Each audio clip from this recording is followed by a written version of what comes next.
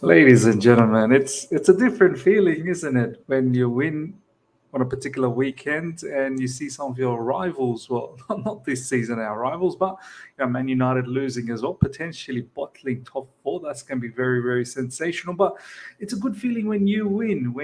And look, I've got a bit to say about that particular win and the outlook for the future. And of course, we're going to go through the latest in Chelsea news. So let's go. All right. Here we go, back again on the other side of the coin. All right, welcome back to the other side of the coin, ladies and gentlemen. Before we get into the news, I want to talk a little bit about the significance of yesterday's victory. Look, banter aside, of course, we've achieved 40 points. We've, avoided relegation mathematically, this, that, the other. And look, of course, we were all happy and we were all jovial about yesterday's win. And I understand it's Bournemouth, but I think what is important to realize, and this is what I realized post-match and, just pondering about it, is that we've got a decent enough team. We have a good bunch of very, very talented young players in the likes of Noni Madueke, in the likes of Mudryk, who, he hasn't played well yesterday, but you can tell patience, and with the right manager, things will turn around. Enzo Fernandez, Buddy Shield, we've got other players who are not getting an opportunity right now in the likes of Chukwuemeka, David Datra Fofana, and even if João Felix sticks around, he's youngish, I suppose, 23? That's not, by no means that's old. And I guess many more. Wesley Fofana in defense, and in the likes of Levi Colwell potentially coming back to our team next season. We've got a very, very good core of talented young players. And that victory against Bournemouth, when we all expected a loss, it kind of gave me a belief that next season, under the right manager, under the right structure, under the right organization, under a good philosophy, with our owners hopefully learning from this season and taking a bit of a back step, with our board consistently helping out the new manager to recruit for future players.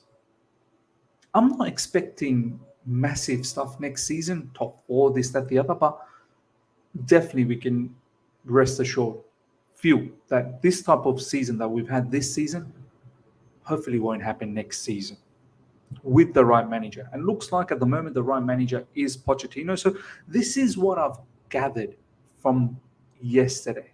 A little bit of belief because of all the losses that we've had. It was good to get that victory. Hopefully we can work on that victory and get another one against Nottingham Forest and really give it a good go against Man United, who are in a bit of a tough time at the moment. So if we can somehow finish this season off. And look, by no means it was a polished performance yesterday against Bournemouth. It wasn't polished. It was a lot of the match was a basketball match, back and forth, and there was still, we lacked certain organization, whether it's in defense, whether it's in midfield, whether it's in attack. But overall, yes, we got things together with the substitutions that came on in the likes of Ziyech, in the likes of Sterling, in the likes of João Felix. Of course, there's a lot of hard work still needs to be done, but it just gave me a feeling with the right manager, ladies and gentlemen, I think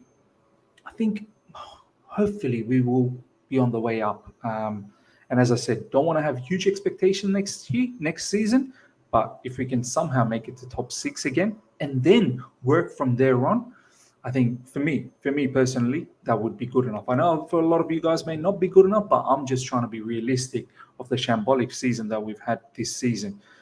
Anything better than that obviously will be deemed as overachievement, and I'm A-okay with that. A-okay. All right, let's have a look at some of the latest in Chelsea news, ladies and gentlemen. Felix Johnston, as I've always said, if you're not following him, follow him. He's got internal connections, and most of the times he does come up trumps. Understand, no concerns with Pochettino. He's still expected to be named Chelsea manager, just a matter of time. Additionally, told Pochettino has asked for cameras around the first team training ground inside and outside the building so he can observe the players' attitudes. Very, very interesting news over here. Pochettino tried to implement similar at Spurs, but wants it on a wider scale at Chelsea. Understand Poch has also asked for assurances he'll be working with a smaller squad next season, which Chelsea have assured. We've got over here PY saying, we just agreed to deal with that tech company too. So, and Felix saying, yeah, forgot about that. Very good point. Look, first of all, before we get into the smaller squad, having cameras in, greater space, wider areas, I'm all down for that.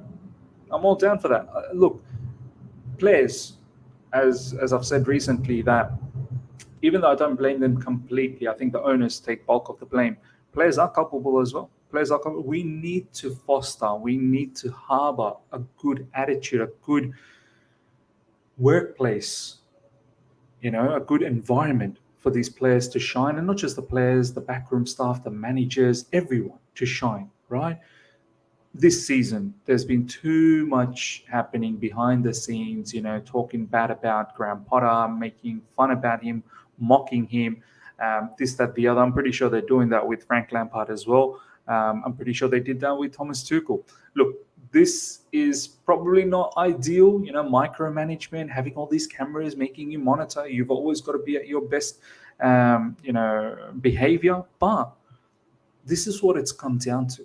We do need this level of, authority being imposed on the current squad. There's a certain level of mannerism that we are looking for at Chelsea Football Club that we used to have with the legends that we had, back then. Do you know what I mean? Your Frank Lampards, your Didier Drogba's, JT, so on and so forth, Peter Cech.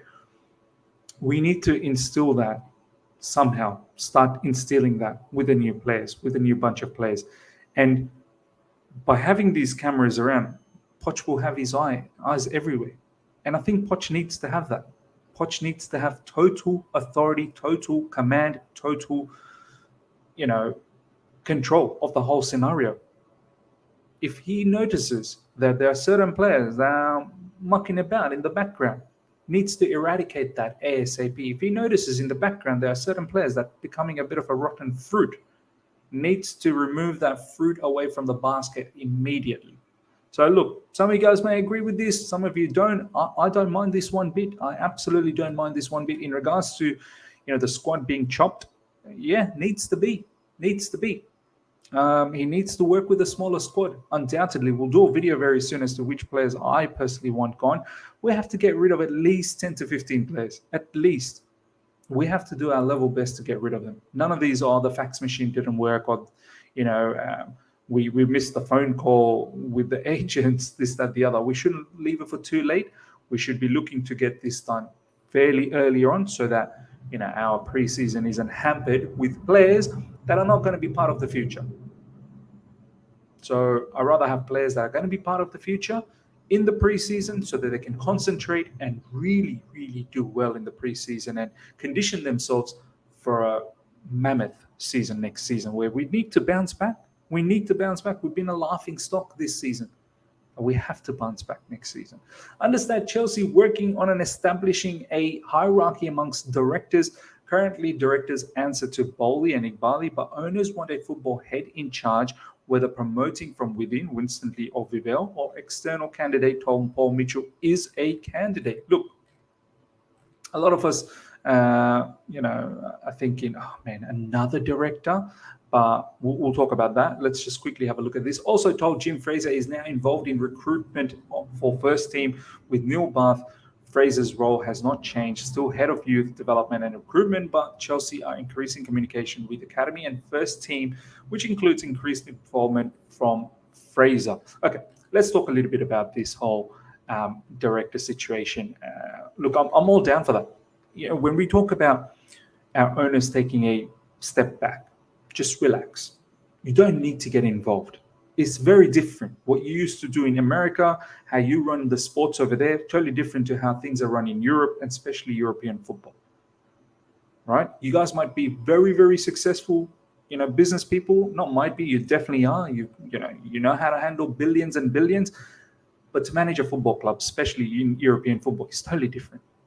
All right, you need experienced people running the show. All I want from the owners is talk less. Yes, be aware of what's going on. Don't be oblivious. Be aware of what's going on. Have the ambition, have the intention. Sit down with your board of directors and all of these different other people in the background that you've hired. Sit down with them, lay out what your ambitions are, lay out what you expect, and then allow the board to achieve that. And of course, listen to the board as well if they've got counter sort of objectives as well. But allow the board to achieve that. Make them accountable for your ambitions and your objectives. If they don't hit those goals, then you go and reach out to those board and go, explain to me what has happened. But you personally, Todd Bowley and Iqbal, don't get involved. You don't understand it. Take this opportunity to understand the game, understand European football. Take the opportunity now. Sit back, observe, understand for the next couple of seasons. And then if you want to slowly start getting involved a little bit more, no problems. No need to get into the dressing rooms. If you really want to address the team, talk to them in the training ground. Don't need to address them on a regular basis. Really takes away the gloss away from the manager. The manager needs to be, the main guy interacting with the team on a regular basis. That's where the manager builds reputation. That's where the manager builds respect. Don't take that away from the manager. If there's certain players that you feel, marquee players that you want in, run that past the board of directors. See what they think. See if it matches with, the direction of the manager, the direction of the philosophy that we're trying to create down the track. There's a certain brand of football that Chelsea Football Club should play. And players need to fit into that particular mold. So if you want to get a sort of like a president or a CEO or whatever sporting director, no problems. Let that person be the main guy where everyone reports to, but let that guy be accountable for everything. Don't get involved. So me personally, I don't mind this. I don't mind this one bit. It kind of makes me feel that our owners want to take a step backwards, realizing hopefully that they've got a lot to learn. They've got a lot to learn. Now, in regards to some transfer news, ladies and gentlemen, Pierre-Emerick Aubameyang, I would like to return to FC Barcelona, but we will see. This is via TikTok. There's a video that's gone viral, so check that out. It's this particular video where he says he wants to go to Barcelona. Now, once again, off the back of this, many Chelsea fans are angry. Why is he doing this? Why is he talking about? All I'm going to say is that the first mistake in this situation was our owners. Why bring a player in knowing you're going to sack Thomas Tuchel anyway? Because he was a Thomas Tuchel signing. If you already knew that you were on hot waters, heavy waters with Thomas Tuchel, why bring Aubameyang in? That's the first mistake. Okay, so you got rid of Thomas Tuchel.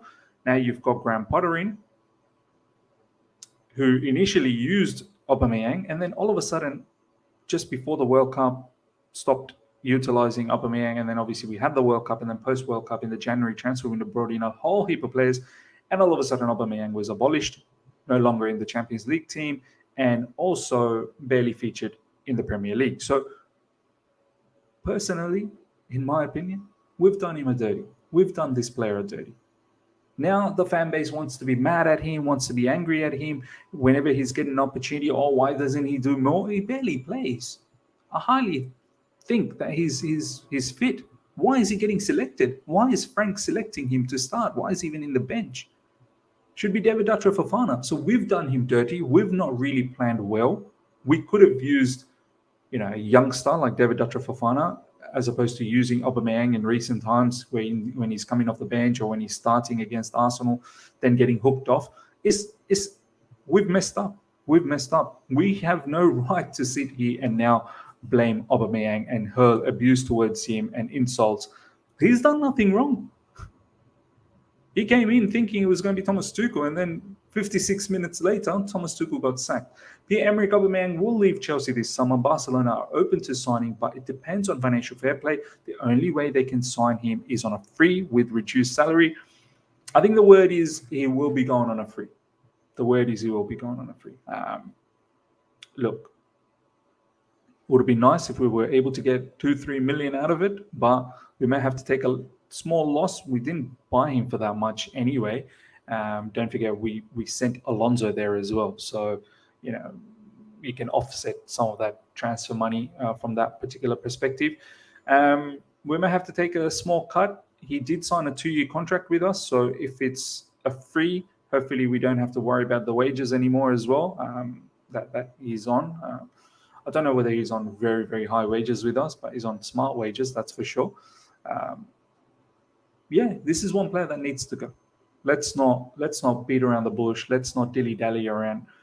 Let's get rid of him. Let's get rid of him ASAP. If Barcelona wants him, and if it's a free, so be it. Let's take a little loss on this one. I know some people say, well, but how come you don't want to take a loss on Lukaku? Well, Lukaku ain't going to be a little loss. It'll be a huge loss.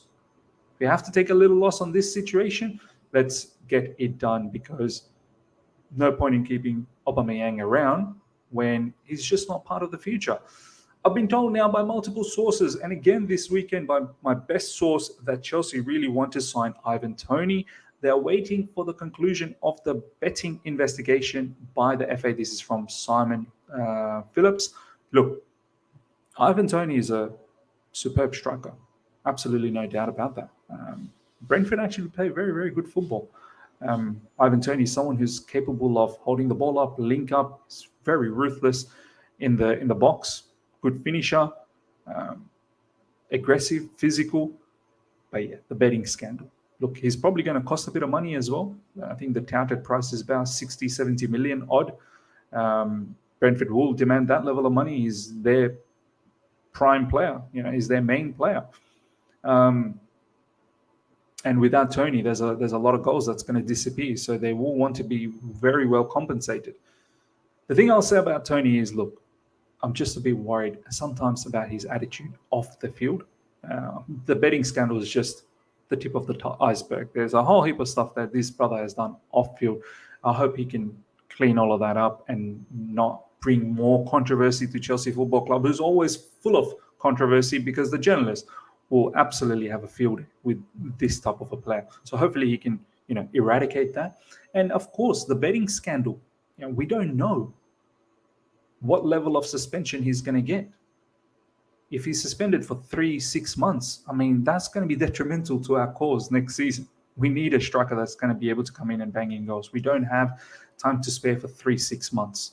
Yeah, it's a long-term thing, I understand, but still, we cannot afford to forego 3-6 months next season. We simply cannot.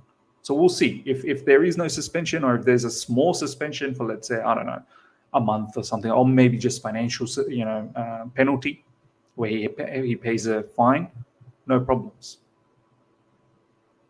Him as a striker, though, I think very, very good striker. I think he'll be sensational to link up with the likes of Noni Madueke, Mudryk, Enzo Fernandez, so on and so forth. I think will be an experienced player, proven Premier League player. That's going to be very, very beneficial for us. So I don't mind this. The striker market is not the greatest at the moment. Me personally, I'm a little bit uncertain about the whole striking situation. Obviously, Victor Osimhen is the number one candidate, but he's going to cost so much money. That ain't happening. Ivan Toney as well is going to cost a decent amount of money, but money that we can probably afford in this financial fair play, considering we're going to have to get rid of many players. But it's the betting scandals and his attitude outside of the field is something that he needs to clean up. So, look, my personal preference, and a lot of you guys might not like this, is Vitor Roque. Vitor Roque for me is my personal. I think he scored as well earlier today in the Brazilian league. Vitor Roque is someone I feel like Pochettino can work on, and someone for the future. He's going to be a sensational player. That's all I'm going to say. Ladies and gentlemen, I hope you guys have enjoyed this. Smash the like button if you're here for the first time. Subscribe, hit the bell notification to stay in touch with all my content, and let me know how you feel about everything we've talked about. Pochettino's arrival hopefully coming soon. the board of directors, possibly having a CEO, sporting director kind of stuff, and Aubameyang and the striker situation, and also Chelsea's future outlook. Really would love to hear how you guys feel. Until next time, see ya.